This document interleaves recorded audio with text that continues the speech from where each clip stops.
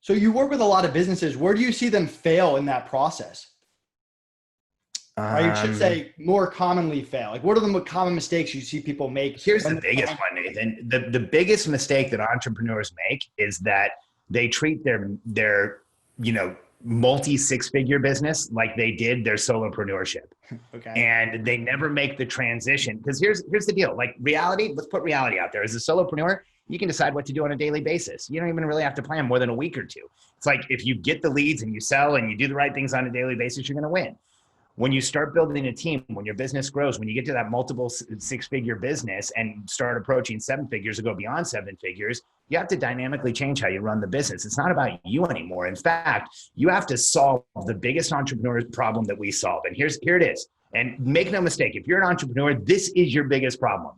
As your business grows, you have to make increasingly difficult decisions and nail them most of the time. So get it with a high percentage chance of success with less and less information.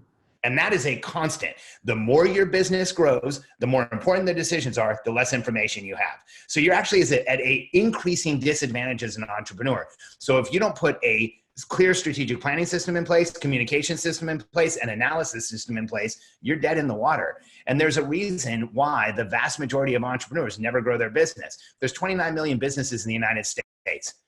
24 million are under $300,000. 22 million are under 100,000. So that should just tell you like how like the vast majority of people never get there. Of the 29 million businesses in the United States, just under 26 million are under $1 million. To get to $1 million, that's the 3% club. Only 3% of businesses ever get there. So I think the biggest issue is entrepreneurs don't have a strategic plan. They don't have a system to communicate with their team, and they don't consistently look at who do I hire, what do we do, and what do we get done? And if you do those things, everything changes. Do you have that same approach if you're doing 5 million, if you're doing 10 million, or does that change and evolve over time? No, it's the same, Nathan. So here's the issue with so much of what is coached for entrepreneurs today is that entrepreneurs are given frameworks or systems that are temporary and expire. You know, there's a lot of frameworks that will get you from 100,000 to about maybe 200 or 300,000. There's a lot that will get you from 300 to maybe 700 or 800 and million, but they break and they fall apart. And here's the challenge with growing a business. Once you get to $1 million, here's what I tell people: growing a business at $1 million is like flying a plane while you're changing the engines in midair and you're taking on passengers. Like right. That's what it is like to run $1 million business. And so if you don't have a framework and a system to run the business, it's going to take you all the way to 100 million. Here's what that in fact means.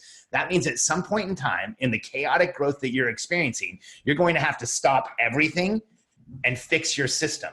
That you're dead in the water. And so if you're a $10 million business and you realize the fundamental frameworks you're running on don't work anymore, you're screwed. And so we would never teach anything like that. In fact, Nathan, we've had people take our frameworks from a couple $1 million all the way to 50 or 60. We've had people take our frameworks from 400,000 or 500,000 to 5 or 6 million. Like we've proven that our stuff endures regardless of how big the business gets. And here's why that's so important as an entrepreneur.